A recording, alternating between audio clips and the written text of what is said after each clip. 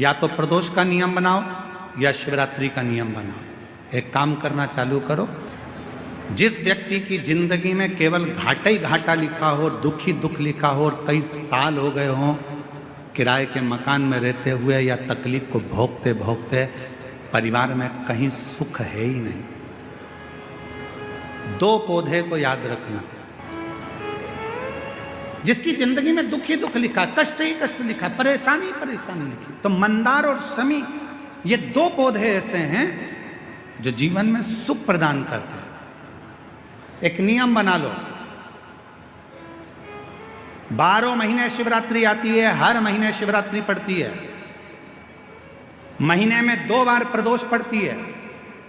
या तो प्रदोष का नियम बनाओ या शिवरात्रि का नियम बनाओ। एक काम करना चालू करो, थोड़ी सी मिट्टी शमी के पेड़ के नीचे की और थोड़ी सी मिट्टी मंदार के पौधे के नीचे की, दोनों को लाओ, अच्छा मिलाकर उसका एक शिवलिंग का निर्माण करो और उस शिवलिंग का पूजन प्रदोष काल में शाम के समय शिवलिंग के सामने 2 घी के दिए जलाकर जैसी घर में पूजन करते हो वैसी की वैसी पूजन करो, आरती करो, थोड़ा सा भोग लगाकर निवेदन कर कर उस शिवलिंग का बाद में विसर्जन करो।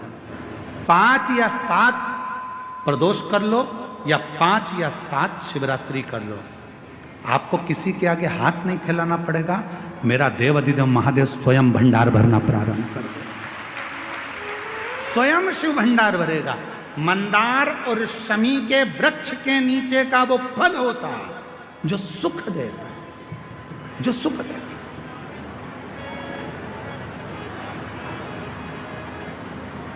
जो हमें आनंद प्रदान करता है। मंदार मतलब आप लोग जानते हो, वो सफ़ेद आंकड़े की जो जड़ होती है, आंकड़ा होता है, उसके छोटे छोटे फूल होते हैं मंदार के, भगवान शंकर को चढ़ते हैं। और शमी की पत्ती तो आप लोग जानते ही हो, शमी का पत्र, इसके पौधे के नीचे और उसके पौधे, इसका वृक्ष और उसके वृक्ष के नीचे की थोड़ी थोड़ी मिट्टी प्रदोष काल में या तो प्रदोष हो या शिवरात्रि हो, दोनों को मिलाकर उसका शिवलिंग बनाकर उसकी आराधना, उसकी अभी हम कथा में एक बड़ा सुंदर व्याख्यान बताएंगे। जब घर में एक बीमार होता है, दूसरा ठीक होता है, दूसरा बीमार होता है, तीसरा ठीक होता है, उसका भी स्मरण इसमें मंदार और शमी के पौधे के नीचे की मिट्टी का वर्णन। सुख राजा ने शिव जी को वापस जल चढ़ाना प्रारंभ करा और राजा के पास में वैभव आना प्रारंभ। एक भगवान का नाम और एक भगवान शंकर पर चढ़ा हुआ जल हमारे पूर्व के पाप कर्म को धो देता है, समाप्त कर देता है। महाराज, जगदीशेश्वर महादेव का जो मंदिर है काशी में, जब व्यक्ति के जीवन में कहीं पर किसी भी रूप में उसके जीवन में जब तकलीफ आती है, कष्ट आता है और बहुत ज़्यादा जब वो रोग से ग्रसित होने लगता है, सावधानी से सुनिएगा कथा को, अपने जीवन में उतारिएगा। तब कभी काशी में आप जाएं तो एक जगेश्वव्य ऋषि मुनि हुए, 365 दिन 365 तरह से शिव जी की आराधना करते थे। 365 एक बार भगवान जब काशी से बहुत दूर चले गए, मंदार पर्वत पर काशी नहीं आए, तब जगेश्वव्य मुनि ने भगवान को ढूंढने के लिए साधना करना प्रारंभ कर। ना भोजन करते, ना पानी पीते, ना कुछ ग्रहण करते, कुछ भी ग्रहण नहीं करते। शिव महापुराण की कथा स्कंद पुराण का काशी खंड कहता है। स्कंद पुराण के काशी खंड में वर्णन आता है कि भगवान देवाधिदेव महादेव महाकाल राजा मेरे शंभु, मेरे त्रिकालदर्शी, मेरे कैलाशी अविनाशी। जब मंदार पर्वत पे से, कैलाश पर्वत पे से जब भगवान शंकर पहली बार काशी में जब प्रवेश करे थे, तब जगिशव्य मुनि के पास भगवान शिव मिलने के लिए। क्यों? कारण क्या हुआ ऐसा कि भगवान शंकर सबसे पहले काशी में आकर जगशव्य मुनि के पास पहुंचे? उसका कारण क्या था? उसका एक कारण था कि मुनि 365 तरह की पूजा, 365 तरह का तप, साधना, योग मुनि करते थे। 365।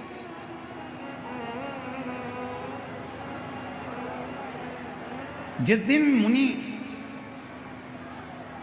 एक तरह की पूजन को भूल जाते थे, मान लो मुनि ने एक तरह का कोई पूजन किया, एक तरह का कोई अनुष्ठान किया और वो भूल जाते थे, तब भगवान शिव उस पूजन को स्वीकार करने के लिए, भगवान शिव ओगड़दानी त्रिकाल शिव उसको पूजन को स्वीकार करें। हम आप लोगों से एक निवेदन करें, आपके जीवन में यदि आपको ऐसा लगता है कि हमारे बहुत तप करने पर, भजन करने पर, व्रत करने पर, साधना करने पर, उपास करने पर भी हमें कहीं ना कहीं तकलीफ का सामना करना पड़ रहा है, तो निवेदन है, एक चावल का दाना शिव को चढ़ाने का या एक पुष्प की पंखड़ी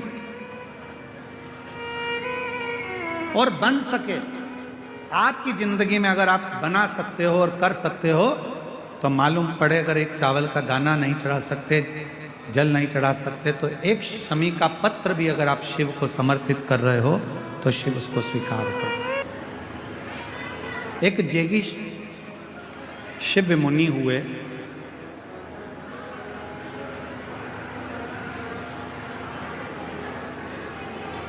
जेगी शिव मुनि एक ऐसे मुनि जो भगवान शंकर का पूजन 365 तरीके से करते थे। प्रतिदिन सेवा का, पूजन का क्रम उनका अलग होता था और 365 तरीके से भगवान शंकर को रिझाते थे। स्कंद पुराण का काशी खंड कहता है कि वो काशी खंड की कथा वर्णन करती है कि एक ऋषि के लिए भगवान देव अधिदेव महादेव कैलाश छोड़कर आते हैं और उन ऋषि को दर्शन देते हैं। कथा के माध्यम से हम वर्णन करें, कभी आप काशी जाएं तो जेगीश्वरेश्वर महादेव का दर्शन अवश्य करें।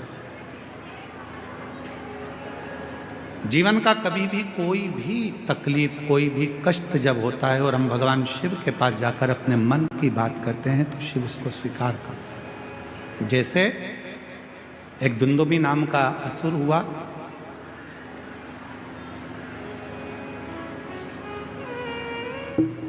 पूरे नगर में जितने भी कोई भगवान का यज्ञ करने वाला हो, अनुष्ठान करने वाला हो, भजन करने वाला हो, कीर्तन करने वाला हो, मंत्र जाप करने वाला हो, उसको पकड़कर समाप्त कर देता था।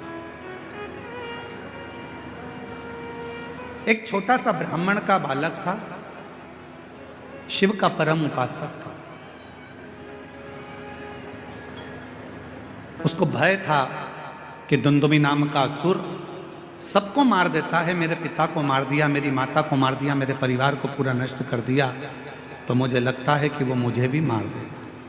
एक बार भूलवश बेलपत्र के पेड़ के नीचे वो बैठकर भगवान शंकर की एक पार्थिव लिंग का पूजन कर रहा था, पार्थिव लिंग का अनुष्ठान कर रहा था।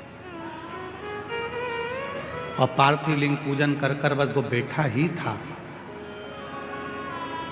इतने में वो दुंदुभी नाम का असुर एक सिंह के रूप में आ गया, शेर के रूप में। और जो वो असुर आया इस बालक को खाने के लिए, मारने के लिए, वृक्ष के नीचे बैठकर शिव का नाम का उच्चारण कर रहा था। बेलपत्र का एक पत्र उसके मस्तक पर आकर गिर गया। इतने में भगवान देव अधिदेव महादेव पार्थिव लिंग में से प्रकट हो गए और उस सिंह को, उस शेर को समाप्त कर दिया और शिव जी का नाम बृगरेश्वर महादेव पड़ गया।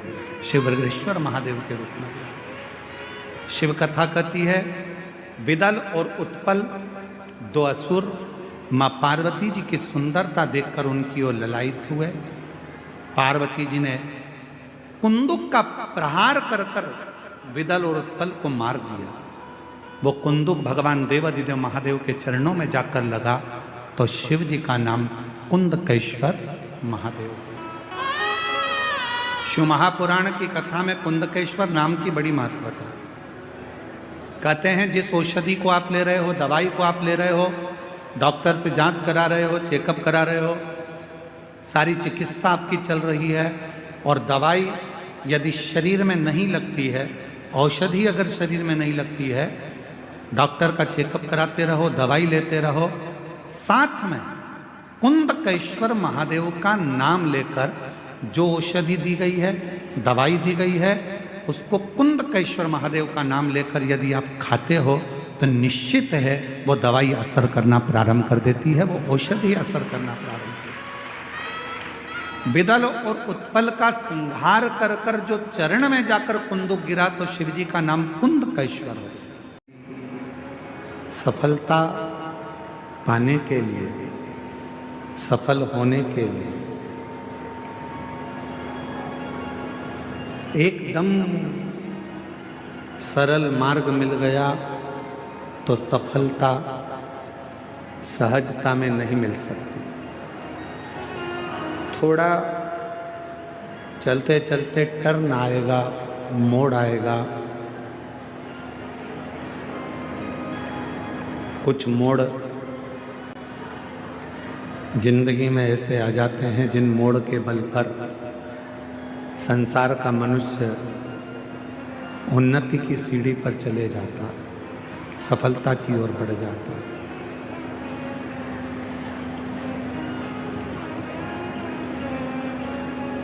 मेरा बेटा बेटियों से निवेदन है, मेरी जीजियों से निवेदन है, मेरे जीजाओं से निवेदन, ये नहीं चल रहे हैं, कान लगा उसमें।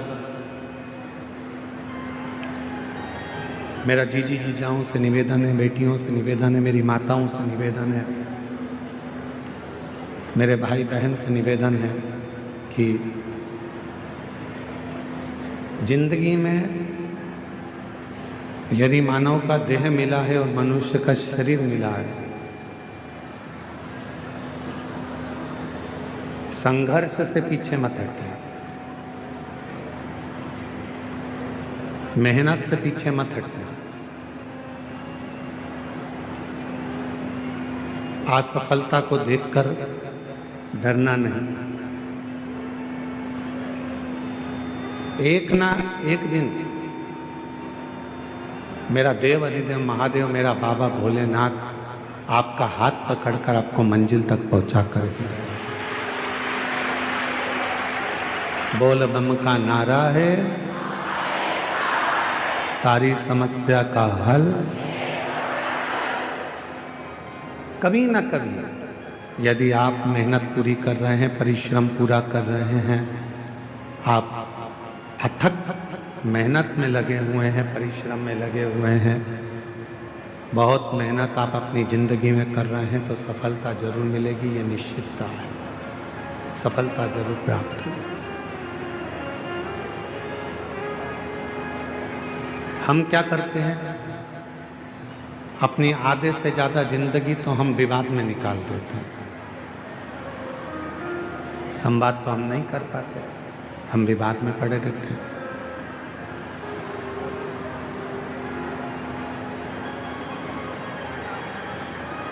आवाज नहीं जा रही है पंडाल में। आधे से ज़्यादा जिंदगी हम विवाद में निकाल देते हैं। थोड़ा सा जीवन, कुछ जीवन ऐसा होता है जिसको हम संवाद में निकालते हैं।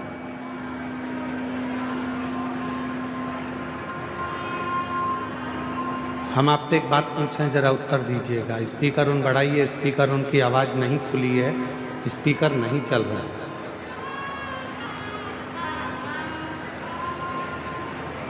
एक बात आपसे पूछें, उत्तर दीजिएगा।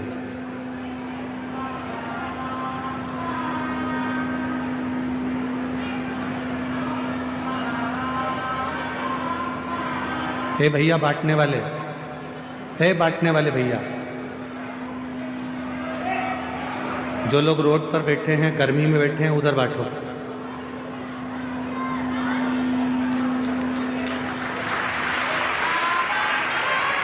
ले जाओ यहां से। जो लोग रोड पे बैठे हैं, गर्मी में बैठे हैं, धूप में बैठे हैं, उनको दीजिए। मेरी जीजियां अपने साथ में 2 पानी की बोतल लाई हैं।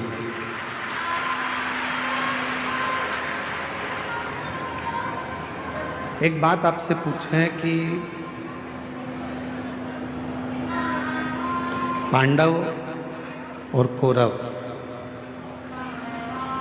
दोनों में विवाद किस चीज के लिए हुआ? कोई गाड़ी के लिए विवाद हुआ क्या? घोड़ों के लिए विवाद हुआ क्या? सोना चांदी के लिए विवाद हुआ क्या? कौरव और पांडवों में विवाद हुआ तो केवल जमीन के लिए विवाद हुआ, केवल जमीन।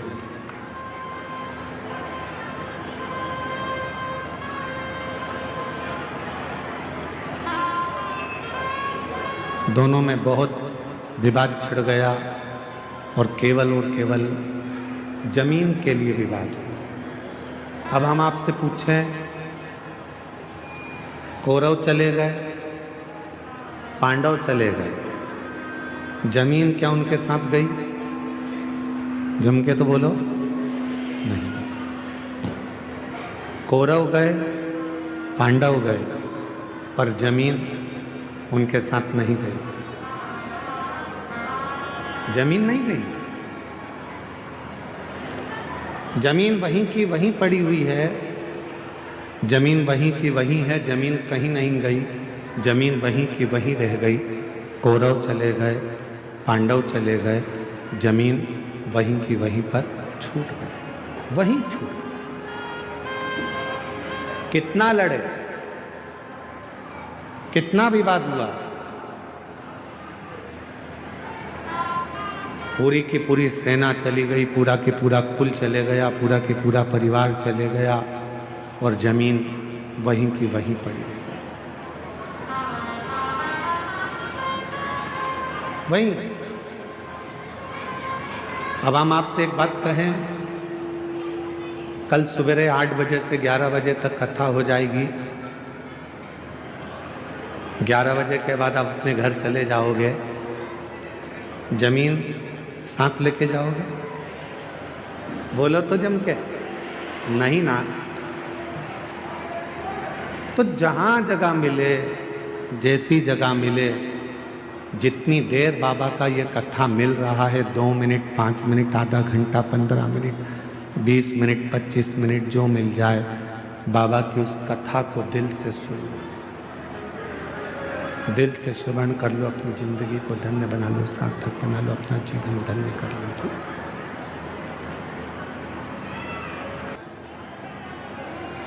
जमीन कहीं नहीं गई, जमीन वहीं की वहीं रह गई है।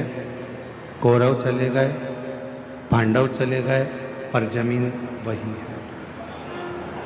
शिव पुराण कह रही है, यानी मानव देह मिला है, मानव का शरीर मिला है, मनुष्य का शरीर मिला है। कान लगाओ मां। मानव का शरीर मिला है, मानव की देह मिली है, मनुष्य की देह अगर प्राप्त हुई है और हमने उस पूरी मानव की देह को, मानव के शरीर को मात्र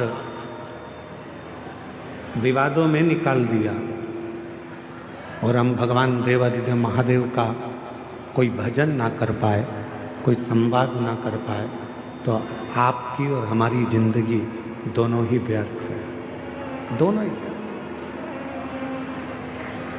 और मैंने तेरे ही भरोसे बाबा, तेरे ही भरोसे हवा उड़ती जागी बाबा, डोर हतो छठी नाम कटी जागी।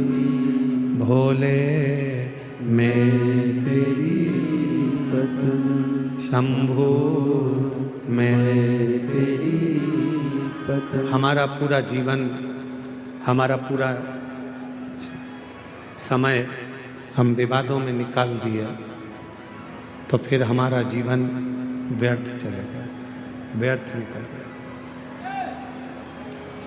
उस जीवन को श्रेष्ठ कैसे बनाए?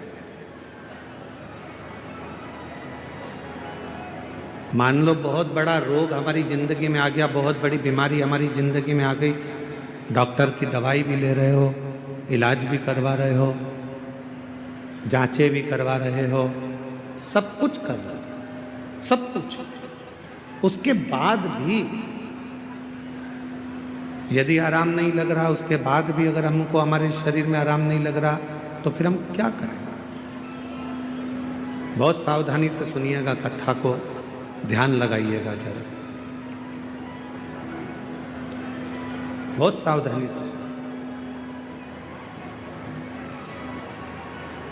जब लग रहा है कि मैं डॉक्टर की दवाई खा रहा हूँ, जब लग रहा है कि मैं दवाइयाँ खा रही हूँ, जांचें भी करा रही हूँ, इसके बाद भी मेरे शरीर पर दवाई असर नहीं कर रही, मेरा स्वास्थ्य ठीक नहीं हो रहा, तब 2 लोटा जल लीजिए, 5 बेलपत्री शिव जी पर चढ़ा दीजिए और जल की धार दोनों हाथों से धीरे धीरे कुंदकेश्वर महादेव का नाम लेकर जल की धार चढ़ाना प्रारंभ करिए। 1 बेलपत्र और शिव जी पे चढ़ा हुआ जल लेकर आ जाइए। जल को सुबह पी लीजिए, बेलपत्र को प्रदोष काल के समय पर चबा चबा कर खाना प्रारंभ कर लीजिए। दवाई लगना चालू हो जाएगी, शरीर को आराम लगना प्रारंभ हो जाएगा। दवा नहीं छोड़ना। हम पहले भी अपनी कथा में कहे, डॉक्टर शंकर भगवान का एक रूप होता है, शिव का एक स्वरूप है डॉक्टर। डॉक्टर बोले दवा लो, लेते रहो, डॉक्टर बोले जांच कराओ, जांच कराओ। डॉक्टर की दवा खाते खाते हमको दवा के साथ में थोड़ी सी भगवान देवादिदेव महादेव की दुआ की जरूरत है। दवा और दुआ दोनों साथ चलेगी तो तुम शीघ्र अतिशीघ्र स्वस्थ हो। कई लोग ऐसे भी हैं संसार में जो आडंबर में फंसे हुए हैं, ढोंग में फंसे हुए हैं, पाखंड में फंसे हुए हैं। किसी के यहाँ जाकर पूछ लिया कि मेरा शरीर में ऐसा हो गया, किसी ने कह दिया तुम्हारे रिश्तेदार ने ऐसा कर दिया, तुम्हारे परिवार वाले ने ऐसा कर दिया, इसलिए तुम्हारे साथ में ऐसा हो गया। हम उसके पीछे पड़ गए और हमने इलाज नहीं करवाया, आखिरी में हमारा शरीर और बेकार हो गया।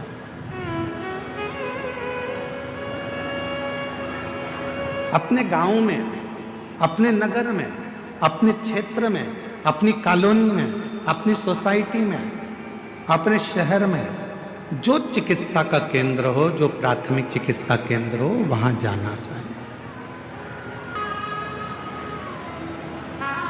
और खाली ना जाता कोई दर से तुम्हारे, खाली ना जाता कोई दर से तुम्हारे। मैं भी खड़ी हूँ नंदी बाहें पसारे, अपने हृदय से लगा लो, लगा लो, गिरा जा रहा हूँ, उठा लो, उठा भोले अपने डर से अब तो ना टालो, गिरा जा रहा हूँ, उठा लो। मेरे शिव किसी को खाली नहीं भेजे हैं जीवन में, सबका भंडार भरकर, सबको संपदा देकर। जरा विचार करिए, ये वो पवित्र धरा है जहाँ बेजू ग्वाले ने भगवान शंकर के शिवलिंग को माता पार्वती जी के, माँ आद्य शक्ति माता सती के हृदय में ले जाकर रख दिया था। लंका का राजा रावण देखकर थकित रह गया था, तो क्रोध में आकर लंका के राजा रावण ने उस शिवलिंग को अपने अंगूठे से जमीन में धंसाना प्रारंभ कर दिया।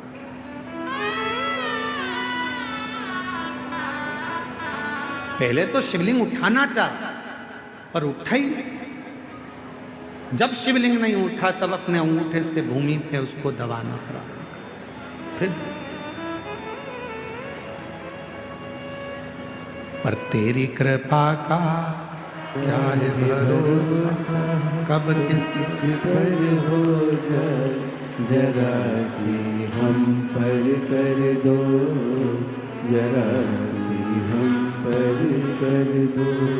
जिस पर भी हो गई तेरी कृपा करुणा, वो भव पार हुआ, भव पार हुआ। पापी हो चाहे जितना, उसका भी बाबा उद्धार हुआ, उद्धार हुआ।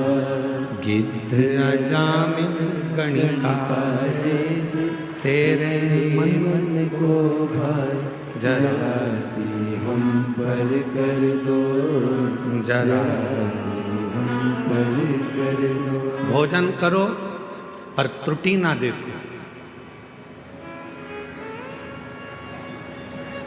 भजन करो पर उसमें सुख ना देखो।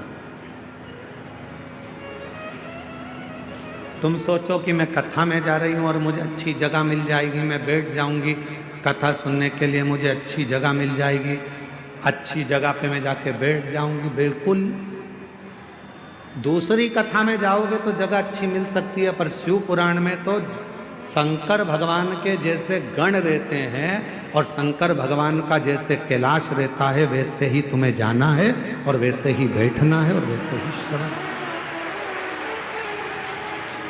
बाकी की कथा का हम नहीं कर सकते, क्योंकि बाकी की कथा में तो तुम्हारे लिए कुर्सी भी लगती है, गादी भी लगती है, चद्दर भी बिछती है, तुम्हारे लिए सारी व्यवस्था होती है, कूलर भी लगाए जाते हैं। अब यहाँ तो तुम्हारा हाथ ही कूलर है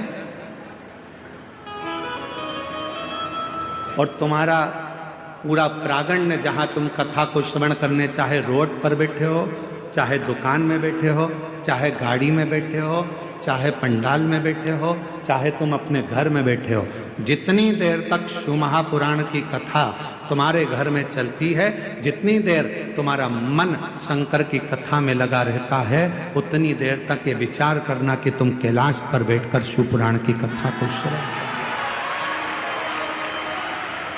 भजन में सुख मत देखना कि मुझे ये सुख मिलेगा, मैं कथा सुनने जाऊंगी, मैं वहां जाकर बैठ जाऊंगी। भजन कथा में आओ तो ज्यादा डेंटिंग पेंटिंग करके भी मत आओ। 3 किलोमीटर तक चलोगी, आधी तो पसीने में बह जाओ।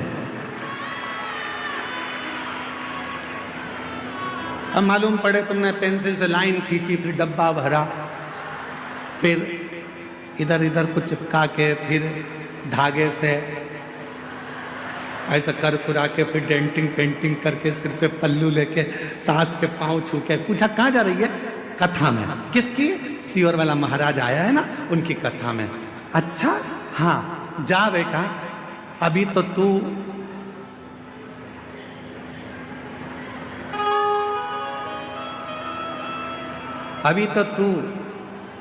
बहुत सुंदर बनकर जा रही है, जब वहां से आएगी ना, मम्मी,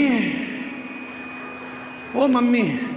मम्मी बोली हाँ बेटा, आ गई कथा में से? ऐसा लग रहा है जैसे युद्ध लड़के आई है। ऐसा लग रहा है जैसे तू युद्ध लड़के आई। शंभो शरणे पड़ी मांगो घड़ी रे घड़ी दुख काटो दया करी निदर्शन आपो शंभो शरण पड़े मांगो घड़ी रे घड़ी दुख काटो दया करी निदर्शन आपो। शिव कथा में आयो, सुख मत देखना। शिव कथा में आप सोचो कि मुझे बैठने की जगह मिल, ना ना, आपको जहां जगह मिल जाए वहीं बैठ जाओ। किसी को कष्ट मत दो, किसी को परेशान मत करो, तो समझना कि तुम्हारा कथा में जाना सार्थक हो गया। तुम कथा में पहुंच गए। अब मालूम पड़ा दर्शन के चक्कर में, देखने के चक्कर में, कथा के चक्कर में एक दूसरे को परेशान कर रहे हो, कष्ट दे रहे हो, और तुम सोचो कि भगवान की कृपा हो जाए। फिर मेरा भोले बाबा कृपा नहीं कर सकता, करुणा नहीं कर सकता, दया। जहां मिले, रोड पर मिले, रोड पर जहां मिल जाए वहां शांति से बैठो, कथा को सुनो। तो शब्द कानों में जाएगा, भगवान का नाम लेना, भगवान का भजन करना। तो भोजन में खोट मत ढूंढना, भजन में सुख मत ढूंढना। इसमें सुख मिलेगा, हमें बैठने की व्यवस्था अच्छी मिलेगी, धन अच्छा मिलेगा, ना ना।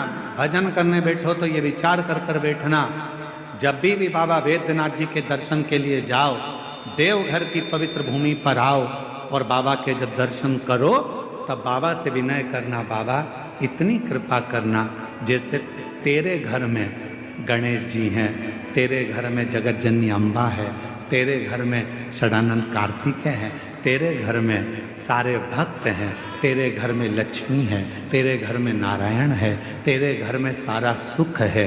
मेरे देवघर वाले बाबा, मेरे घर में तू आकर बैठ जाना, वो भी तेरा घर है, और मेरे घर में भी सब संपदा भर देना।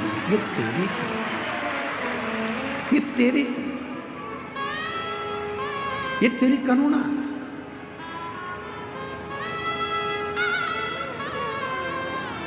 महाराज,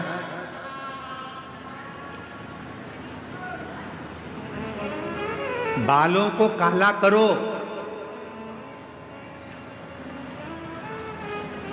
मना नहीं है। बालों को काला करो मना नहीं है, पर बालों के चक्कर में गालों को काला करो ये ठीक नहीं है।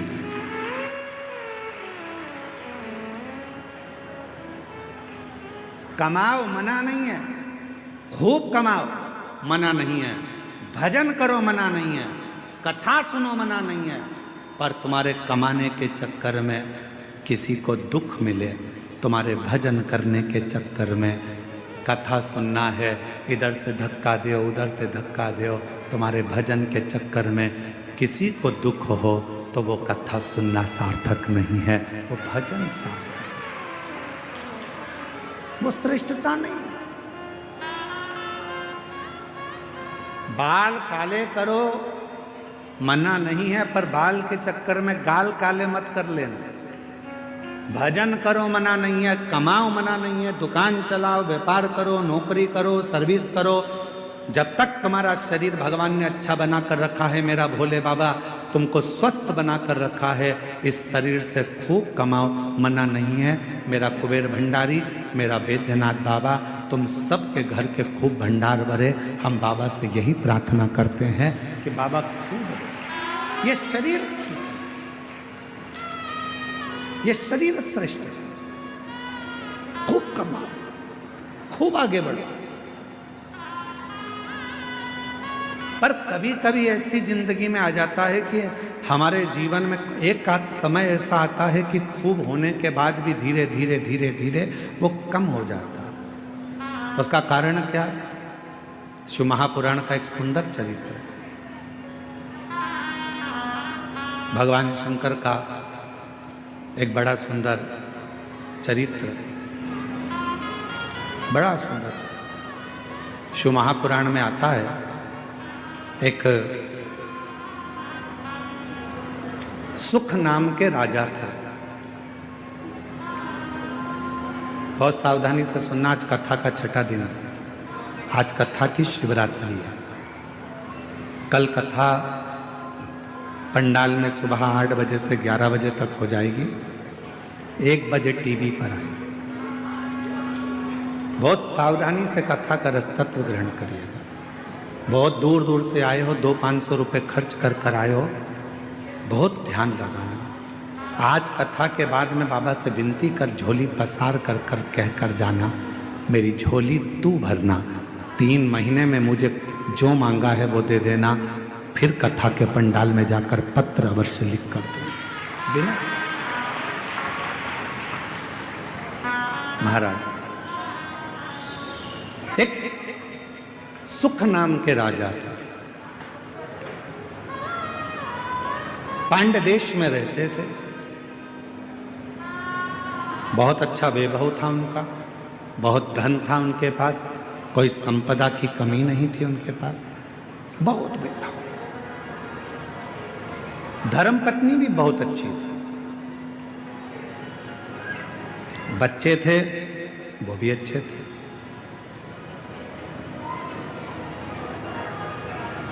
चारों तरफ उसका राज्य फैला हुआ था। पर एक बार नगर में अकाल पड़ गया। अकाल, वृक्ष फल नहीं देते, अन्न नहीं होता, पीने का पानी नहीं है। जितनी राज्य में घोड़े थे, हाथी थे, सेना थी, रथ थे, सब धीरे धीरे वो घोड़े हाथी बीमार होते चले गए, मरते चले गए। अकाल पड़ गया। सुख नाम के राजा के आसपास का जितना क्षेत्र था, सारे क्षेत्र में अकाल पड़ा हुआ था। बीमारी आ गई थी, जिस बीमारी ने चारों तरफ से लोगों को घेर लिया। बीमारी,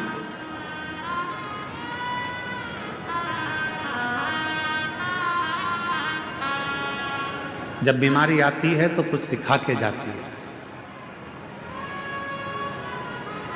कोरोना बीमारी आई थी, पूरे देश को, पूरे राष्ट्र को, पूरे विश्व को हिलाकर रख दिया था। कपड़े की दुकान पर, शोरूम पर कपड़े भरे की भरे रह गए थे, और एक छोटा सा मास्क जिसकी कोई कीमत नहीं थी, 5 रुपए का, वो लोगों के मुख पर आ गया था, और करोड़ों रुपए का कपड़ा फैक्ट्री में बना बनाया रह गया। कोरोना बीमारी ने ये दिखाया, कोरोना बीमारी ने सिखाया कि किसी को हल्के में मत लेना, किसी को कमजोर मत समझना। कब किससे कहां पाला पड़ सकता है कोई मालूम नहीं है। लोग समझते हैं गरीब है, लोग समझते हैं ऐसा है, अनपढ़ है, बेकार है, गरीब है, लोग उसको धुतकारते हैं, हटाते हैं, पूछते नहीं है, समझते नहीं है। तुम क्या सोच के बैठे हो कि जिंदगी में वो हमेशा गरीब ही रहेगा? शिव पुराण की कथा कहती है, अगर मेरे बाबा देवादिदेव महादेव के भजन में वो लग गया, भले गरीब है, तुमने नहीं पूछा, सम्मान नहीं दिया, आदर नहीं किया, सत्कार नहीं किया, उसको कुछ भी नहीं किया तुम लोगों ने, और वो गरीब था, गरीब था, गरीब था, और एक दिन वो शिव पुराण की कथा में पहुंच गया, और उसने अपने मंदिर में 1 लोटा जल चढ़ाना प्रारंभ कर दिया, और एक दिन मेरे महादेव ने उसका हाथ पकड़कर उसे उन्नति की सीढ़ी पर चढ़ा दिया। तो एक दिन तुमको भी उसके हाथ जोड़ना पड़ सकता है। और देखा, इस व्यासपीठ ने 30 साल में, 30 साल कथा के इस पड़ाव में चल रहे हैं, और 30 साल इस कथा को होते चले गए। 30 साल में हमने देखा, जो बहुत साधारण सा था, लोग उसको गिनते नहीं थे, हटा देते थे, धक्का मार देते थे, अपशब्द कह देते थे, वो एक दिन इतने सिंहासन पर जाकर बैठ गया कि अब उससे मिलने के लिए लोगों को टाइम लेना पड़ता है। समझ समय लेना पड़ा। अच्छा, तुम अब अभी बिहार का चुनाव हुआ, बिहार में कई प्रत्याशी ऐसे खड़े करे गए जिनको लोग गिनते ही नहीं थे। बोलो बोलो, सही है कि गलत है? जिनको लोग गिनते ही नहीं थे, और आज की तारीख में वो विधायक बनकर बैठ गए। तो सर, मैडम, सर, अब गिनना पड़ रहा। किसी को कमजोर मत समझना, सारी समस्या का हल। और ये विश्वास के साथ, कल एक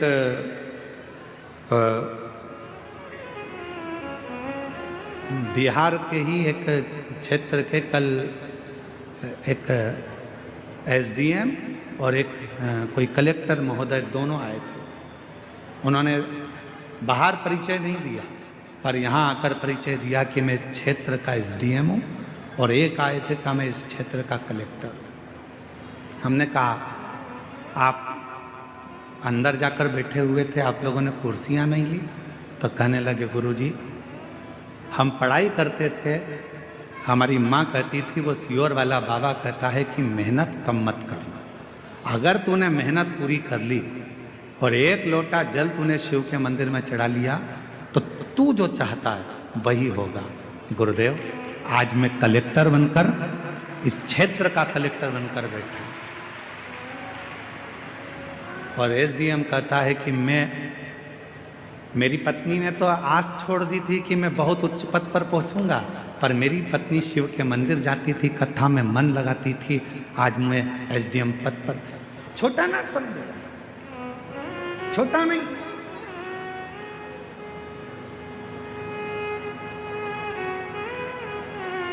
साधारण ना समझो। तेरी कृपा का काहे भरोसा, कब किस पर हो जाए, जरा सी हम पर कर दो, जरा सी हम पर कर दो। छोटा ना समझे। कौन छोटा कब बढ़ जाएगा, कोई भरोसा। कोई बहुत दादा बनता है, पहलवान बनता है, बहुत सूरमा बनता है, एक दिन शरीर में ना जाने कौन सा रोग लग जाएगा, पलंग पर पड़ा रह जाएगा। इसलिए न तन का अहंकार करो, ना धन का अहंकार करो। यदि अहंकार करना ही है तो अपने देव अधिदेव महादेव की भक्ति का अहंकार करो, शिव भक्ति का। बड़े बड़े सूरमा भी सैया पर लेट जाते हैं।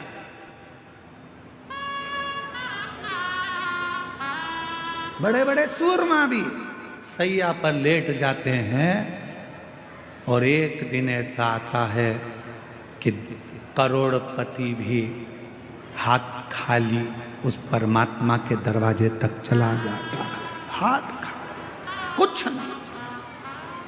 पांड्य देश का राजा सुख, धन बहुत था, वैभव बहुत था, सत्ता बहुत थी, संपदा बहुत थी, सब कुछ था, पर किसने समय जाना, अकाल पड़ गया। राज्य के हाथी घोड़ा सब मर गए, बीमारियां लग गई, लोग होन बीमार पड़ने लगे, मरने लगे। अकाल था, कुछ खाने को नहीं मिला, पानी पीने को नहीं मिला, कुछ भी नहीं मिला, कुछ भी। पास के राज्य के राजाओं को मालूम पड़ा कि पांड्य देश पर ये अकाल पड़ गया है, अच्छा मौका है, आक्रमण करो, और आक्रमण करके इस राज्य पर अपना हक जता दो।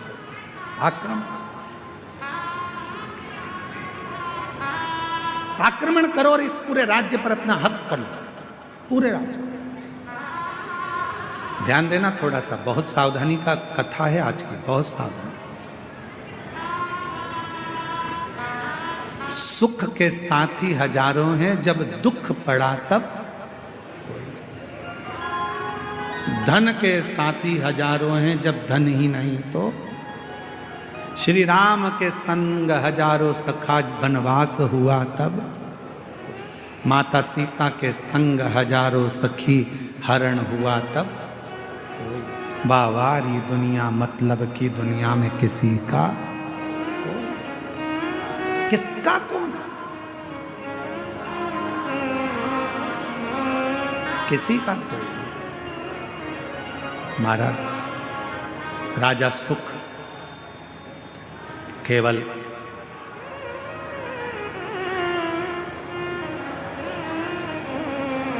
अपने दिल की बात किससे कहें, अपने हृदय की बात किससे कह सकते हैं, किससे अपने मन का भाव कहें। एक वो सुंदर लाइन का स्मरण आता है कि मेरा तू ही तो हमदर्द है, जिसे हर दर्द कहता हूँ। आप भी बोलिए, मेरा तू ही तो हमदर्द है, जिसे हर दर्द कहता हूँ। दुनिया के आगे प्रभु चुपचाप में रहता हूँ। दुनिया के आगे प्रभु चुपचाप में रहता हूँ। मेरा तू ही तो हमदर्द है, जिसे हर दर्द कहता हूँ। मेरा तू ही तो हमदर्द है, जिसे हर दर्द कहता हूँ। किससे कहोगे जाके? जीवन में थोड़ा दुख आएगा, तकलीफ आएगी, कष्ट आएगा, किसको कहोगे? किसको कहोगे?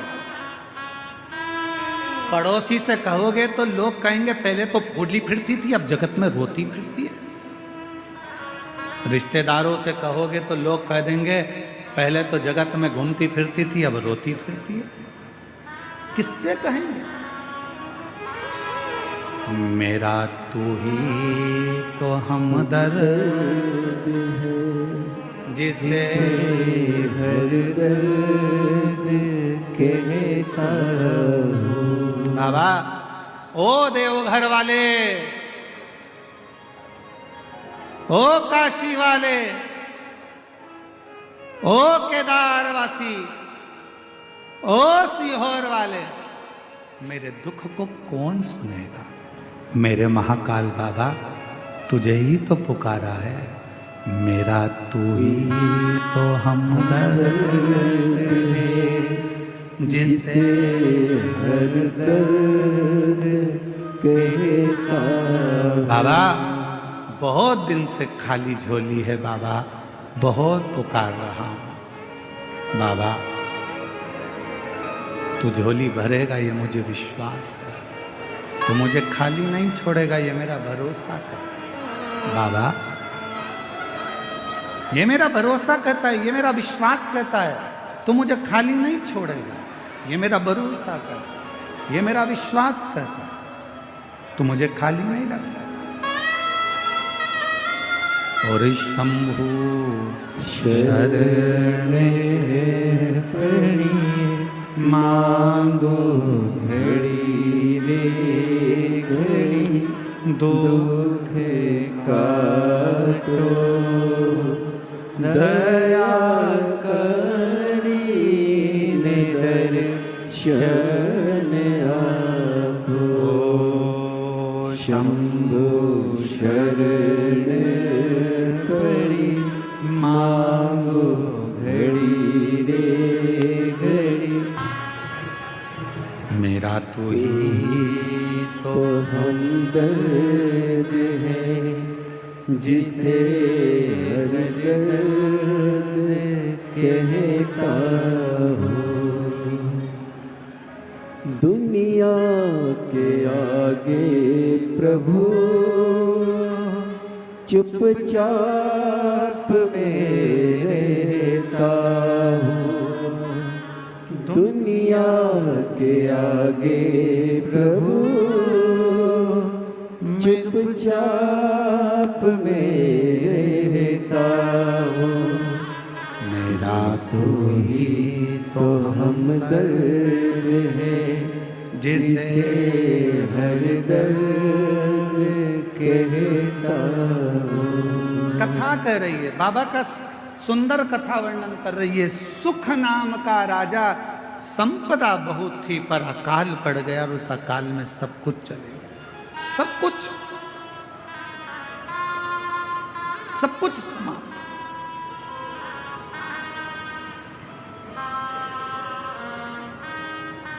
अब राजा के ऊपर आसपास के राज्य के राजाओं ने आक्रमण कर दिया। राजा के ऊपर आसपास के राज्य के आक्रमण हुआ और आक्रमण हुआ। पूरा वैभव राजा का चले गया। राजा अपनी पत्नी और बच्चों के साथ और थोड़ी सी सेना को लेकर 20-25 सेना को लेकर राजा जंगल में चले गया। कहीं ये दूसरे राजा मुझे मार ना डाले, ये दूसरे राजा मुझे समाप्त ना कर दे। चले गया दूसरे वन के अंदर गया। राजा देखा कुछ खाने पीने को मिलता नहीं, प्राप्त नहीं। बहुत रो रहा था। साथ के जितने सैनिक थे वो भी समझा रहे थे, महाराज क्यों रो रहे, क्यों, किस लिए रो रहे, तुम्हारी आंख में आंसू क्यों है? बचा नहीं सका, मेरा राज्य पूरा की पूरा चला गया और मेरे स्मरण में नहीं रहा। ये अकाल पड़ गया, पानी नहीं मिला, भोजन नहीं मिला, अन्न नहीं मिला, सामग्री नहीं मिली, सब की सब पूरा चले गया। ये मुझे दुख होगा, ये महाराज क्यों चिंता करते हो? सामने एक शंकर भगवान का शिवलिंग एक ओटले पर, ओटला जानते हो, चबूतरे पर केवल शिवलिंग रखा हुआ था, केवल शिवलिंग और कुछ नहीं, केवल शिवलिंग। चबूतरे पर एक शिवलिंग रखा है, मात्र एक शिवलिंग चबूतरे।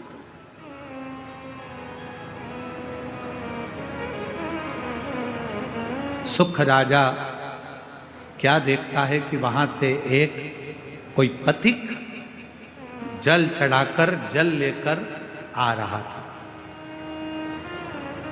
वो जल राजा के पास आया। राजन, पथिक ने पूछा तुम कौन हो? आप कौन हो? पथिक पूछ रहा है आप कौन हो? राजा कहता है कि मैं पांड्य देश का राजा हूं और अकाल पड़ने के कारण बस ये सब हो गया, धन चले गया, वैभव चले गया, सत्ता चली गई, सब गया और मैं यहाँ आया।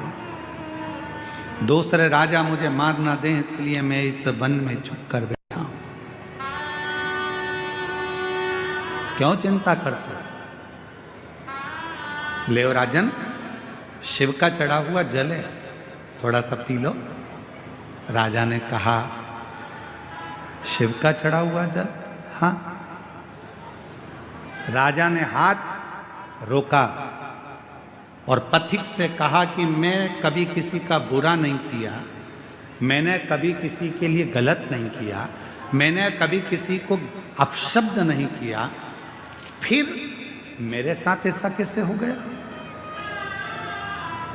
और आप कह रहे हो कि हुआ मैं जल पी लूं? राजा सुख कह रहे हैं कि मैं शंकर जी का चढ़ा हुआ, मैंने किसी को अपशब्द नहीं किया, मैंने ताने नहीं दिए, मैंने गाली नहीं दी, मैंने आड़ा टेढ़ा नहीं बोला, मैंने किसी का बुरा नहीं किया, मैंने किसी के लिए आड़ा टेढ़ा नहीं करा, फिर ये जल क्यों? मैंने तो बुरा नहीं किया, फिर मेरा बुरा कैसे हो गया? ये बुरा हुआ कैसे? पथिक ने कहा महाराज ये आज का नहीं है, ये पूर्व का है, पूर्व का। महाराज तुमको लगता है कि यह आज का? नहीं महाराज, ये पूर्व का। और हम पहले भी कहे कोई पिछले जन्म के अच्छे कर्म मुझे बाबा तेरा साथ मिला। कोई पिछले जन्म के अच्छे कर्म मुझे बाबा तेरा साथ मिला। जहाँ सारी दुनिया झुकती है, जहाँ सारी दुनिया झुकती है, मुझे वो आली दरबार मिला, दरबार मिला। कोई पिछले जन्म के अच्छे कर्म मुझे बाबा तेरा साथ मिला। कोई पिछले जन्म के अच्छे कर्म मुझे बाबा तेरा साथ कोई मिला। पूर्व का अच्छा कर्म होगा, कोई पिछला जन्म अच्छा होगा, जो बाबा की इस पवित्र नगरी देवघर में शिव महापुराण की कथा श्रवण करने के लिए आप और हम बैठे हैं। कोई पूर्व का जन्म अच्छा होगा, कोई पिछला जन्म हमारा अच्छा होगा, जो इस पवित्र धरा पर पवित्र कथा का रस तत्व हम ग्रहण करें। आप और हम सुन रहे हैं। महाराज राजा सुख, आपके पूर्व का जन्म का भान होगा। इस जन्म में तो तुमने कोई बुरा नहीं करा। कई लोग कहते हैं मेरे पास में इतना धन था, मेरे पास ऐसा वैभव था, मेरे पास इतना सामान था, मेरे पास इतनी सत्ता थी, चला गया। जैसे एक पत्र आया था बीच में, एक पत्र अपन ने पढ़ा था, यहीं कोई सा गांव का था, तो वहाँ उस पत्र में अपन ने पढ़ा था कि वो उसके शोरूम में आग लग गया, पूरा इलेक्ट्रॉनिक सामान 1 करोड़ रुपए का 1.5 करोड़ रुपए का जल गया। जलने के बाद कोई व्यक्ति आया, वो 25 लाख लेकर चले गया। फिर उसके पति को लकवा लग गया, पैरालिसिस हो गया, वो ग्रसित होकर पड़ रहा। तो आज अब वो सोचे कि मैंने तो कभी बुरा नहीं किया, मैंने तो सब अच्छा किया, फिर मेरा पूर्व का कर्म हमारा कोई प्रायश्चित पुराना रहा हो। जल चढ़ाना मत छोड़ना, शिव को 1 लोटा जल चढ़ाना मत छोड़ना। कितना भी दुख आ जाए, कितनी भी तकलीफ आ जाए, कितना भी कष्ट आ जाए, कितनी भी परेशानी आ जाए, अगर तुम्हारी कितनी भी परेशानी हो, कितना भी कष्ट हो, कितनी भी बीमारी हो, कितना भी दुख हो, कितनी भी तकलीफ हो, तुमने अगर 1 लोटा जल चढ़ाना नहीं छोड़ा तो निश्चित है तुम्हारे पिछले जन्म का जो कर्म है वो धीरे धीरे कट जाएगा और तुम्हारी जिंदगी फिर अच्छी हो जाएगी। कटेगा वो कर्म, कटेगा फिर आएगा। कोई पूर्व का कर्म, कोई पिछले जन्म का अच्छा कर्म।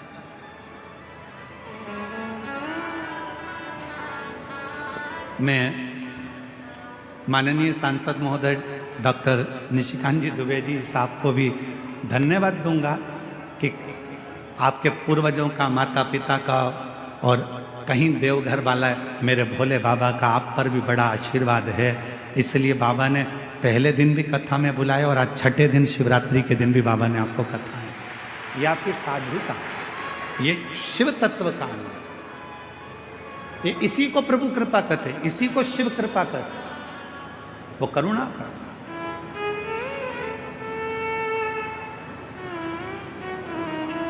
सुख तुम्हारे पूर्व जन्म का कोई भान होगा, पूर्व जन्म का, पूर्व समय का।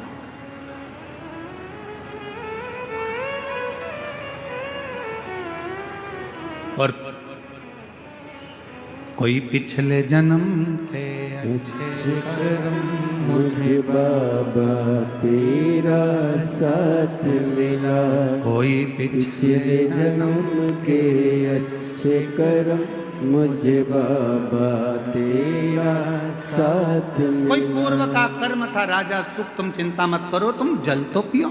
राजा सुख ने पूछा कि आप इतना जानते हो तो एक बात और बताओ कि मैंने पिछले जन्म में ऐसा क्या कर दिया था जो मेरा पूरा सत्ता, पूरा वैभव सब चले गया। पथिक ने कहा, राजा सुख सुनो, पूर्व जन्म में तुम एक डाकू बनकर जन्म लिए थे। मारना, काटना, बेकार करना, कष्ट देना, सब करा, सब किया। लोगों का अन्न छुड़ा लिया, लोगों का वैभव छुड़ा लिया, इसलिए तुम्हारी सत्ता, तुम्हारा वैभव चले गए। राजा सुख ने कहा, यदि तुम कहते हो कि मैं पूर्व में डाकू था तो फिर इस जन्म में राजा कैसे बन गया? फिर इस जन्म में मुझे राजा का जन्म कैसे मिल गया? फिर इस जन्म में मेरे हाथी घोड़े कैसे हो गए? फिर इस जन्म में मेरी पत्नी बच्चे कैसे मिल गए? इस जन्म में मैंने सुख कैसे पा लिया? तब पथिक ने कहा, महाराज तुमने जिंदगी में एक काम करा, तुम भले डाकू बने, एक बार तुम्हारे शरीर में रोग हो गया, रोग होने के कारण तुम वन में औषधि ढूंढने गए, औषधि ढूंढने के लिए जब गए तुम्हें प्यास लगी, प्यास लगी तो तुम्हारे पास में पानी नहीं था, पानी नहीं था, एक शंकर का शिवलिंग देखा, उस शिवलिंग के पास में एक पात्र भरा हुआ रखा था, उस पात्र को तुमने उठा लिया, देखा शंकर के शिवलिंग पर बहुत सारा कुछ ना कुछ पदार्थ लगा था, तुमने वही पानी शिव पर डाल दिया और उसी पानी को झेलकर तुमने पी लिया, जिसके फलस्वरूप तुम्हें इस जन्म में राजा का जन्म मिला, पत्नी मिली, बच्चे मिले, घर मिला, परिवार मिला, सुख मिला, सब कुछ मिला। पर पिछले जन्म का एक पुण्य तुम्हारे को राजा बना देता है, पिछले जन्म का कुछ पुण्य तुम्हारे को फिर उस राज्य को छुड़ा लेता है। हाथ जोड़ लिए सुख ने, आप बताओ महाराज, आप आज्ञा दो, अब मुझे वो राज्य कैसे मिलेगा। तब पथिक ने कहा, उस राज्य को पाने का सबसे सुंदर तरीका है, शंकर के शिवलिंग के पास जाओ और शिव को फिर एक लोटा जल चढ़ाना प्रारंभ करो, वो सुख वापिस मिल जाए। हमसे लोग पूछते हैं एक लोटे जल में क्या है, एक लोटे जल में ऐसा क्या है, एक लोटे जल में इतना वैभव कैसे है, एक लोटे जल में इतना सुख कैसे है, एक लोटा जल सारी समस्या का हल कैसे हो सकता है, एक लोटा जल श्री शिवाय नमस्तुभ्यम सारे दुखों को कैसे हर सकता है। आखिर इस मंत्र में, आखिर इस जल में ऐसा होता क्या है। हम कहते हैं हमसे मत पूछो, तुम्हारी जिंदगी में तकलीफ आए तो चढ़ा के देखो, प्रैक्टिकल करके देखो कि तुम्हें उसमें फायदा मिल रहा है कि नहीं मिल रहा है। मेरे बाबा तुम्हारा हाथ पकड़ रहे हैं कि नहीं पकड़ रहे हैं, वो चाहे, वो कृपा करे, वो करुणा करे।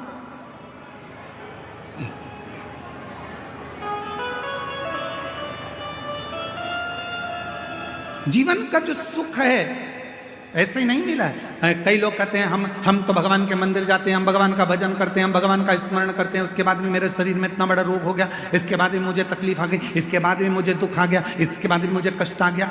रोना नहीं, दुख मत होना, एक लोटा जल चढ़ाते रहना। हमारे पूर्व का कोई कर्म होगा उसको काटना है हमें, हो सकता है और तकलीफ आए उसको हमें काटना, उसे कष्ट को हमें मिटाना, शिव का नाम लेकर भगवान का भजन कर, स्मरण कर। और ये भजन के बल पर ही जीता जा सकता है।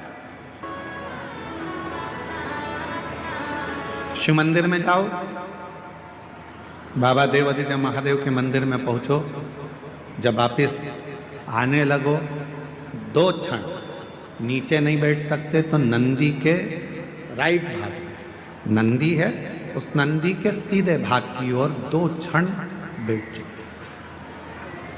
कुछ मांगो चाहे मत मांगो, कुछ बोलो चाहे मत बोलो, नंदी के पास बैठकर आपके मन में जो अच्छे विचार आएंगे, नंदी के पास बैठकर तुम्हारे मन में, हम आपको कथा में पहले वर्णन किए हैं, पार्वती मैया तप कर कर कर थक गई पर भगवान शंकर पार्वती जी के सामने प्रकट नहीं,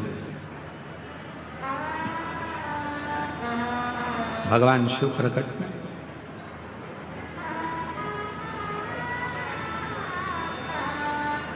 यहां तक कि मां पार्वती जी का नाम अर्पणा पड़ गया, पूरा शरीर मां पार्वती जी का काला पड़ गया, दुबली हो गई, दुर्बल, बेहोश होकर चक्कर खाकर जमीन पर गिर गई, तो भी शिव नहीं आया।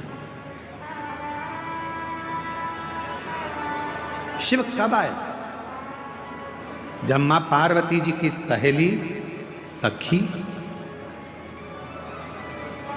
शिवलिंग का निर्माण कर कर उसी के सामने एक छोटा सा ढेला नंदी का बना दिया और नंदी के पास बैठकर मन में सोचने लगी, आज मेरी सहेली चक्कर खाकर नीचे गिर गई, आज उसके शरीर में बहुत कष्ट है, दुबला हो गया शरीर, काली पड़ गई पूरी। बस नंदी के पास बैठकर वो अपनी सहेली के बारे में सोच रही थी, वो सखी सहेली के लिए सोच रही थी। इतनी देर में तो देव अधिदेव महादेव पार्वती जी के सामने प्रकट हुई, सम्मुख प्रकट हुई। सामने।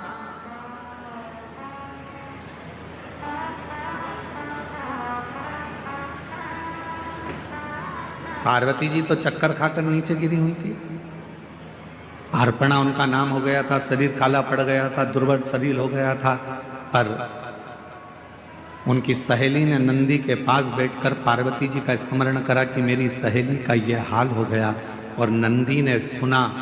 कहते हैं नंदी के कानों में शब्द पहुंचता है, वो शब्द सीधे शंकर के हृदय से टच हो जाता है, शिव के हृदय से।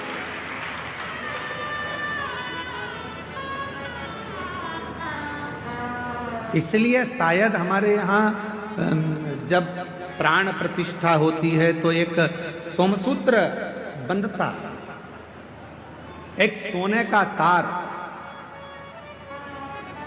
शिव और नंदी के बीच में एक तार होता है।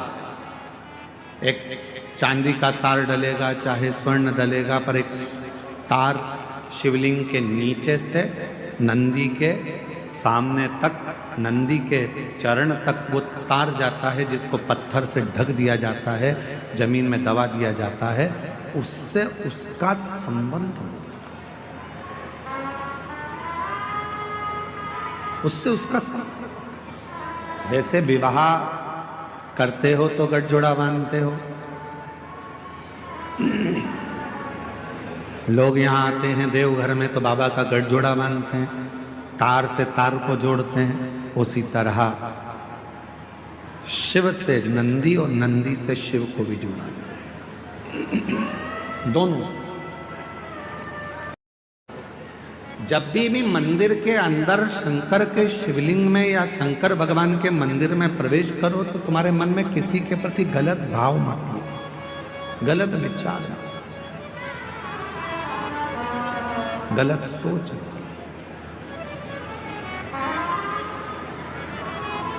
गलत विचार आएंगे तो वो गलत ही होगा।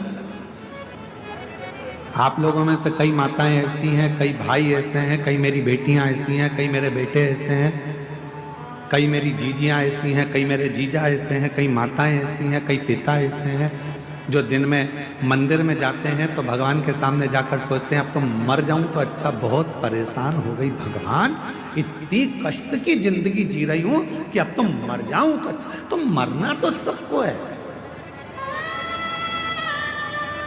कोई अमर बूटी खाकर पैदा नहीं हुआ संसार। बड़े बड़े सूरमा भी चले गए तो बड़े बड़े एक्टर भी चले गए तो बड़े बड़े प्रतिष्ठित भी चले गए, मरना तो सबको है। तो ये विचार क्यों करना कि मर जाऊं तो अच्छा, मेरा तो जीवन ही ऐसा हो गया। हे भगवान, अपने आप को दिन रात कोसते रहते हो कि मैंने तो अपनी जिंदगी बर्बाद कर ली, मेरा तो जीवन ही बेकार हो गया, काहे को भगवान मुझे जन्म दे दिया। हे भगवान, मेरा जीवन ऐसा हो गया, हे भगवान, मेरा जीवन ऐसा हो गया। क्या कमी रखी परमात्मा ने? दो नेत्र दिए, दो हाथ दिए बोलने के लिए, मुख दिया सुनने के लिए, कान दिए चलने के लिए, पांव दिए, हाथ काम करने के लिए दिए। उससे पूछो जिसको दिखता नहीं है, उससे पूछो जो चल सकता नहीं है, उससे पूछो जो सुन सकता नहीं है, उससे पूछो जो बोल सकता नहीं है। परमात्मा ने तो कृपा कर कर आपको ये शरीर दिया है, उस शरीर का सदुपयोग करो, तारीफ करो, तूने बड़ी कृपा करी। पति अगर थोड़ा कष्ट दे रहा है, भगवान से प्रार्थना करना, अच्छा हुआ दूसरे कष्ट देते, कर्म का दंड तो मुझे भोगना है। कोई दूसरा कष्ट देता तो मुझे अच्छा नहीं लगता, अच्छा हुआ मेरा पति ही मुझे कष्ट दे रहा है। पत्नी कष्ट दे रही है तो भगवान को प्रार्थना करना, दूसरा कोई कष्ट देता तो सहन नहीं कर पाता, अच्छा हुआ कि मेरी पत्नी मुझे कष्ट दे रही है, मेरे कर्म का दंड तो मैं भोग रहा हूं, दूसरा तो नहीं भुगता रहा, अपने घर के भुगता रहा।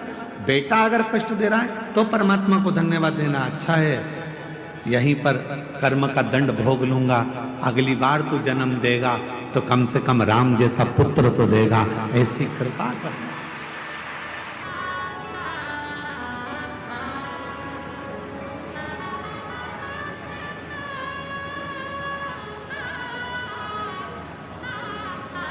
महाराज बाकी सी लटक गई, नैनों में अटक गई, कब तुम दर्श दिखाओगे, बाकी सी लटक गई, नैनों में लटक गई, कब तुम दर्श दिखाओगे, हिचकियाना लगे भोलेनाथ। मेरे बाबा, मेरे शंभु, मेरे त्रिकालदर्शी, मेरे कैलाशी, मेरे अविनाशी, हिचकियाना रुके रे भोलेनाथ, मुझे तुम्हारी याद सतावे रे। ओ देवघर के भोलेनाथ, मने थारी याद सतावे रे। फिर कब तुम बोलाओ भोलेनाथ, फिर कब तुम बोलाओ भोलेनाथ। हे बाबा, वापिस कब बुलाओगे मेरे बाबा वैद्यनाथ। तेरी धरा पर आकर ऐसा लगा कि मेरे बाप के पास बैठकर ये बेटी अपने दिल की बात कह रही। मेरे देवघर वाले, मेरे बाबा, शायद पूरी दुनिया में केवल तेरा ही एक ऐसा मंदिर है जहाँ मेरा बाप और मेरी माँ दोनों एक साथ मिल जाते हैं और गले लगा। ये तेरी। फिर कब तुम बोलाओ भोलेनाथ, फिर कब तुम बोलाओ भोलेनाथ, मने थारी याद सतावे रे। ओ देवघर के भोलेनाथ, मने थारी याद सतावे रे। हिचकियाना रोके भोलेनाथ, ओ हिचकियाना रुके भोलेनाथ, मने थारी याद सतावे रे। उसको पुकारो। थोड़ा कष्ट जिंदगी में मिला जाएगा। पति कष्ट देगा, देने दो, हो सकता है पूर्व का कोई कर्म होगा। पत्नी कष्ट दे रही है, देने दो, कोई पूर्व का कर्म होगा। बच्चे कष्ट दे रहे हैं, पूर्व का कोई कर्म होगा। कोई बुजुर्ग कष्ट दे रहा है, पूर्व का कोई कर्म होगा। हमारे कोई पिछले जन्म के कर्म का भोग हमको इस जन्म में भोगना है। भगवान से प्रार्थना है, दूसरा कष्ट दे उससे अच्छा है अपने ही थोड़ा कष्ट देकर हमारे पूर्व के कर्म के भोग को काट दें और हमें तेरा दर्शन तेरा। कई लोग कहते हैं हमारी सास बुरी है, हम कहते हैं बहुत अच्छी है। भगवान से कहना कि अच्छी दी तूने, रोज गाली देती है, रोज अपशब्द कहती है, कम से कम तुम्हारा मन उससे हटकर परमात्मा में तो लगा रहता है। अगर सास अच्छी मिल जाती तो तुम टीवी पर कथा भी नहीं देखते। परिवार अच्छा मिल जाता तो परमात्मा की कथा कैसे देखते। थोड़ा सा तकलीफ मिलती है तब परमात्मा याद आता है, थोड़ा कष्ट मिलता है तब परमात्मा याद आता है, तब परमात्मा। दिवाली का समय आता है, पति कमाने में इतना लग जाता है कि घर में पत्नी क्या बना रही है उसको मालूम ही नहीं। गुजिया बनाया कि पपड़ी बनाई कि ठेहुआ बनाया कि मोहन थाल बनाया कि क्या बनाया, पति ने कभी नहीं पूछा क्या बनाया, वो तो बना रही है। दिवाली के टाइम पर लगी हुई है, कहीं गुजिया बना रही, पपड़ी बना रही, पति ने नहीं पूछा तुम क्या बना रही। पति ने ये भी नहीं देखा कि तूने बनाया क्या। वो तो अपनी दुकान चला रहा है, अपना काम कर रहा है, अपना व्यापार कर रहा है, अपने काम में लगा हुआ है। पत्नी ने रंगोली कितनी बनाई, क्या डेंटिंग पेंटिंग करी, उसने कुछ नहीं। जब दिवाली निकल जाती है, दुकान पर ग्राहक कम हो जाते हैं, तब पति कहता है ला बताना जरा क्या बनाया था तूने। गुजिया, पपड़िया, खुरमे, चकली, ये वो सब लेकर आई। पर्दे तो अच्छे लेके आई तू बाजार से। हाँ सुनो, तो वो देखो मैंने ये चौक भी डाला है, बहुत अच्छा चौक डाला। दिवाली के बाद, दिवाली तक तो पति लगा रहा काम में, दिवाली के बाद फिर उसने देखा कि कितना कितना पत्नी ने करा है, कितने पर्दे लाई है, कितना बनाया है, कितना रखा है, कितना दिया है। तब देखा उसने, अभी 7 दिन तक तो तुम सब कथा के पंडाल में थे, समझो कि दिवाली मना रहे थे। अब यहाँ से जाने के बाद मालूम पड़ेगा कि भोलेनाथ ने कितना कितना दिया है, क्या क्या करा है, क्या क्या प्रदान किया। अभी तो तुम अभी तो तुम यहाँ अभी तो दिवाली मना रहे हो, पटाखे फोड़ रहे हो। अभी तो तुम्हारी दिवाली चल रही है। दिवाली किसी ने आतिशबाजी कर दी, किसी ने फुलझड़ी झड़ा दी। अभी तो दिवाली चल रही है। और हमारे यहाँ दिवाली पर ऐसा होता है, कई बार देवरानी जेठानी एक साथ बैठ के पपड़ी बना लेती है, देवरानी जेठानी मिलके गुजिया बना लेती है। तो कई देवरानी जेठानी यहाँ पर भी बैठ के अपना अपना सामान निकाल के एक दूसरे को बांट के खा गई। दिवाली मनाई है। अब दिवाली तो तुमने मना ली पूरी, अब अपने घर जाओगे, पूरा मेला समाप्त होगा। जब अपने घर पहुंचोगे तब मालूम पड़ेगा कि अपन को अब दिवाली पर अपन ने मिठाई कितनी बनाई है, कितनी रंगोली डाली, कितना पर्दा, कितना सामान आया।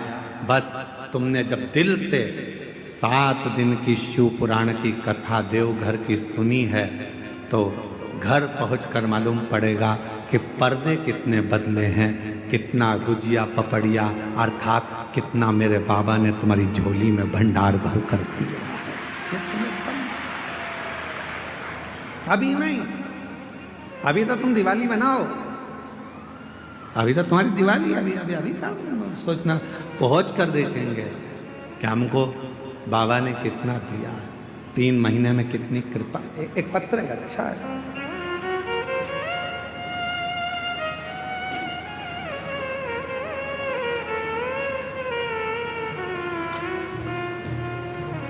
मैं सिंटू कुमारी, जिला लखीसराय, थाना सूर्यगढ़ा, ग्राम गोपालपुर की रहवासी हूँ। मेरा मोबाइल नंबर ये है। मेरी शादी को 16 साल हो गए थे, पर मेरे घर में औलाद नहीं थी। 16 साल में ऐसा कोई डॉक्टर नहीं है जिसका मैंने इलाज ना कराया। सारे देवताओं के मंदिर हो आई, देवालय शिवालय सब जगह गई, जो जहाँ बोलता वहाँ जाकर गोद भी भरवा लेती, पर औलाद का सुख नहीं। किसी ने कहा वो सियोर वाला बाबा कथा कहता है, उसकी कथा के पंडाल में जाकर बैठ जाओ, उसकी मिट्टी को अपने पेट पर लगाओ और बाबा से प्रार्थना कर कर जा, अगला गर्भ जरूर ठहरेगा। और बाबा की ऐसी कृपा हुई कि मेरे बाबा ने करुणा कर कर पास में जब आपकी कथा हुई तो हमने बिहार की कथा को श्रवण करा और शिव की कृपा से बाबा ने 16 साल के बाद मेरे घर में संतान दे दी। मैं बाबा को प्रणाम करता। एक पत्र और देखिए। मेरा नाम रंजू देवी है, मेरे पति का नाम योगेंद्र यादव है। हम बिहार के लखीसराय जिले से हैं। बाबा, विवाह के 11 वर्ष बाद भी मैं मां ना बन सके। डॉक्टरों में हर जगह इलाज करवाते करवाते अब बाबा की कृपा पर बाबा के भरोसे छोड़ दिया। और ऐसी मेरे बाबा ने कृपा कर दी कि मैं कुबरेश्वर धाम का क्या वर्णन करूं।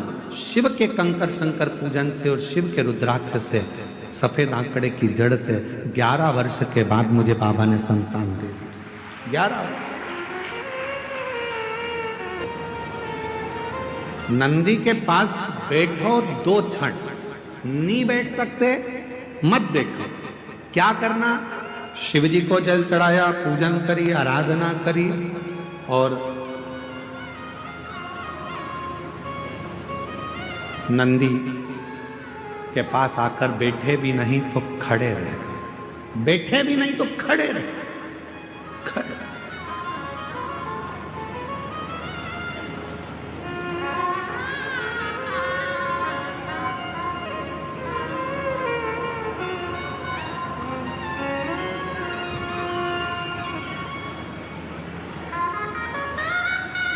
खड़े होकर तुम्हारे मन में भी जो भाव आएगा, विचार आएगा, जो तुम्हारे मन के अंदर चल रहा होगा, वो नंदी तक पहुंचेगा। शिवलिंग और नंदी के बीच में एक सूत्र बनता है। वो सूत्र पत्थर में दब जाता है क्योंकि प्राण प्रतिष्ठा के समय पर उसको दबाया जाता है, बांधा।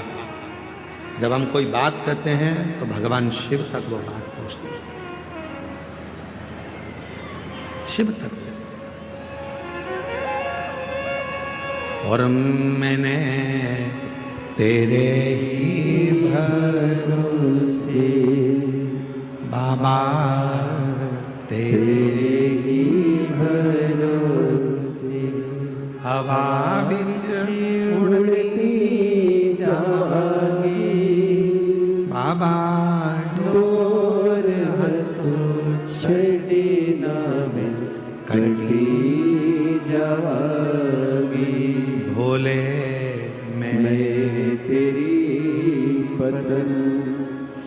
हम जब नंदी के पास खड़े होकर अपने मन का भाव कहें, व्यक्त करें, उस नंदी के श्रवण के द्वारा, नंदी के श्रवण शिव तक पहुंचे।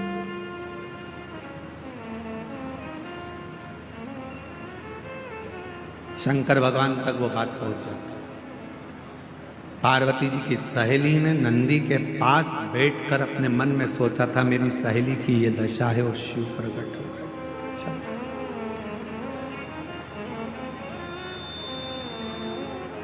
कितने लोग हैं जो मंदिर में जाकर झाड़ू लगाते हैं, कभी कभी पोछा लगा देते हैं, कभी कभी दिया उठाकर रख देते हैं। आप सब करते हो, धन्यवाद, आपको प्रणाम। मैं नमन करता हूं आपकी भक्ति को, आपकी श्रद्धा को, आपके विश्वास करो। कभी कभी कोई व्यक्ति ऐसा होता है जो तुमको तनख्वाह नहीं देता है, पर तुम उसका काम करते रहते हो, काम करते रहते हो, काम करते रहते हो, तो वो कुछ ना कुछ तुमको दे ही देता। खाने का देगा, पीने का देगा, कुछ भी देगा, पर देगा। उसी तरह जब हम भोले बाबा की मंदिर में जाकर सेवा करते हैं, चाकरी करते हैं, आराधना करते हैं, तो मेरा शंकर भी हमारे पूर्व के कर्म को काट कर हमारे को कुछ ना कुछ तनख्वाह देना प्रारंभ कर देता है, कुछ ना कुछ देना।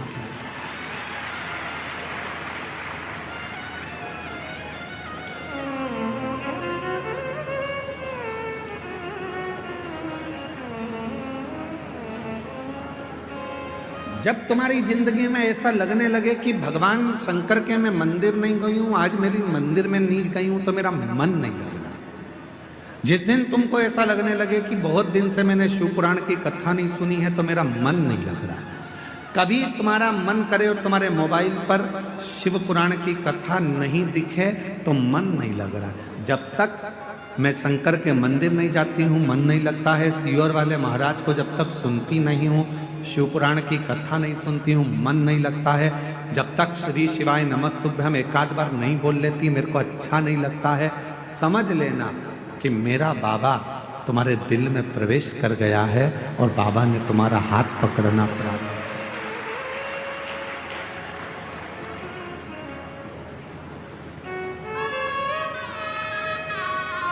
फूलों की कलियों में, देवघर की गलियों में, फूलों की कलियों में, देवघर की गलियों में, तेरे बिना कुछ कहीं ना,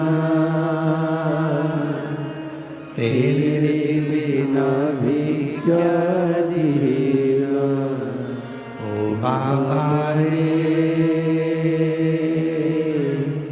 तेरे बिना भी क्या जीना ओ शंभू रे, तेरे बिना भी क्या जीना। फूलों की कलियों में, देवघर की गलियों में, फूलों की कलियों में, देवघर की गलियों में, तेरे बिना कुछ कहीं ना, तेरे बिना भी क्या जीना ओ बाबा रे, तेरे बिना शंभु रे, तेरे बिना भी क्या जीना। उसको निवेदन करते रहे, तेरे बिना मन जब ना लगे, शिव पुराण ना मिल रही हो सुनने के लिए, शंकर के मंदिर गए नहीं, जा नहीं पाए, किसी किसी के यहाँ कोई प्रॉब्लम हो जाती है, माताएं रजो धर्म से हो जाती हैं, मंदिर नहीं जा पाती हैं, किसी के यहाँ बच्चा जन्म ले लेता है, माताएं परिवार के लोग नहीं जा पाते, कोई अड़चन आ जाती है तो नहीं जा पाते, कहीं बाहर चले गए तो मंदिर नहीं जा पाते। तो कई कई माताएं, कई कई मेरी जीजियाँ, कई कई मेरे जीजा ऐसे, उनका मन नहीं लगता, आज मेरा मन नहीं कर रहा, मंदिर ना जा पाई, पहुँचना, आज जल ना चढ़ा, आज कथा ना सुनता, उसका मन नहीं मन। प्रतिदिन जाती है और प्रतिदिन प्रार्थना करती है तो उसका मन शिव में लगा रहता। अच्छा, तुमको क्या लगता है कि तुम्हारा मन नहीं लग रहा? केवल तुम ही हो जो तुम्हारा मन नहीं लग रहा। जिस मंदिर में तुम रोज जल चढ़ाने जाते हो, अगर तुम एक दिन मंदिर नहीं जाते तो वहां पर रहने वाले मेरे देव अधिदेव महादेव का भी मन नहीं लगता तुम्हारे बिना। ये आई क्यों नहीं? पार्वती जी कहती हैं शिव जी से, रोज आती थी, खड़ी हो जाती थी, रोज झोली पसार के कहती थी मुझे ये दे दो वो दे दो, अच्छा है आज शांति है। शंकर भगवान बोले दी पार्वती, जब वो झोली पसार कर कुछ मांगती है ना, तभी तो मुझे लगता है कि मेरी बेटी आई है जो अपने बाप से हक से मांग रही है। बाप से ही तो मांगा जाता है, अपनी माँ से तो कहा जाता है, किसी दूसरे से थोड़ी ना कहेगी। पत्नी कहेगी पति से, बच्चे कहेंगे बाप से, किसी दूसरे से नहीं। और अगर दूसरे से कहेगी ना पत्नी की, किसी दूसरे को फोन लगाकर बोल दे मुझे ये सामान ला दो, फिर पति भगोना। किससे कहना था उसको? पति से। दूसरे से क्यों कहा? जब बाप बैठा था जिसके पास सब कुछ था, तो तू दूसरे से कर्जा मांगने क्यों गई? दूसरे के दरवाजे पर हाथ जोड़ने क्यों गई? तेरा बाप था ना, कहना था तो बाप से कहना था।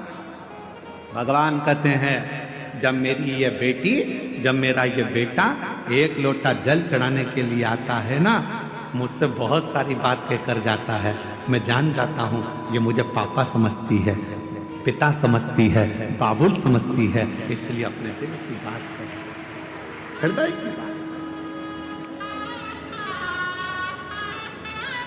और हृदय से पुकारती है। हृदय कब से खड़ी हूँ झोली पसार, क्यों ना सुने तू मेरी पुकार। आप लोगों को आता है ये? जरा एक बार गा के बताओ तो। कब से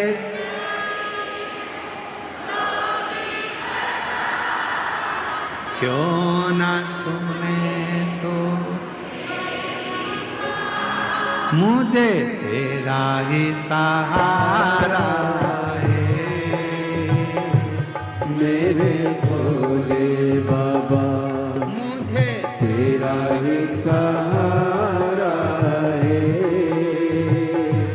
मेरे भोले। आज कब से खड़ी हूँ झोली पसार, क्यों ना सुने तू मेरी पुकार। कब से खड़े हैं झोली पसार, क्यों ना सुने तू मेरी पुकार। मुझे तेरा ही सहारा है, मेरे भोले बाबा मुझे तेरा ही सहारा है, मेरे भोले बाबा। मैंने मेरे पुकारा है, मेरे भोले बाबा। मैंने तू मेरी पुकारा है, मेरे भोले बाबा। देख लो लगी है आज मंदिर में ये भीड़ भारी,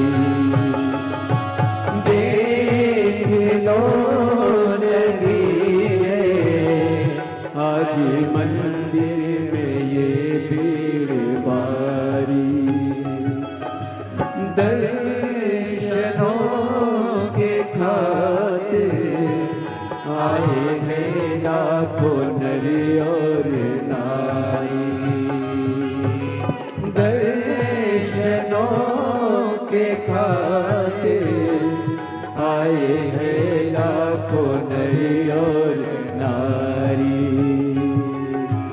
आ जाए भोले बाबा, आ जाओ त्रिपुरारी। भक्तों ने पुकारा है मेरे भोले बाबा, अरे भक्तों ने पुकारा है मेरे भोले बाबा। कब से खड़े हैं झोली पसार, क्यों न सुने तो मेरी पुकार। कब से खड़े हैं झोली पसार, क्यों न सुने तो मेरी पुकार। मुझे तेरा ही सहारा है मेरे भोले बाबा, मुझे तेरा ही सहारा है मेरे भोले बड़े बाबा। भाव से दोनों हाथों से